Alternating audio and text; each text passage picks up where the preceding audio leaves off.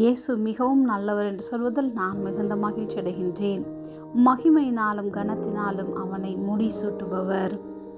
சங்கீதம் 8:5 நீர் அவனை தேவதூதரிடம் சற்று சிறியவனாக்கினீர், மகிமையினாலும் கனத்தினாலும் அவனை முடிசூட்டினீர்.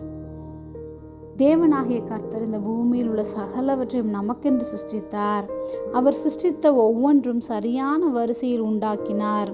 அதை ஆளுகை செய்யும் பொறுப்பையும் கொடுத்திருக்கிறார். நமக்கு பிரயோஜனம் உண்டாகும்படியான பல காரியங்களை நமக்காக உண்டாக்கினவர். நம்மை அவருக்காக உண்டாக்கினார். அவர் மகிமை உள்ள தேவன். அவருடைய மகிமையை நமக்கு கொடுத்திருக்கிறார். அவர் நம் நினைவாக இருக்கின்றார். நம்மில் அதிகமான கரிசனை உள்ளவராக தமது அன்பினால் நம்மை அரவணைத்துக் கொள்கின்றார். இந்த பூமியில் நம்மை யார் மதிக்கிறார்களோ மதிக்கவில்லையோ, கர்த்தர் நமக்கென்று ஒரு பெரிய விலை கிரயம் செலுத்தி தன்னையே கொடுத்து அவருக்காக மீட்டு கொண்டார்.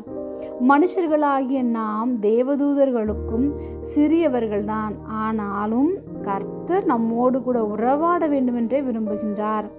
மிருகங்கள் செய்ய முடியாத, மரங்கள் செடிகளும் செய்ய முடியாத ஒன்று நம்மால் செய்ய முடியும்.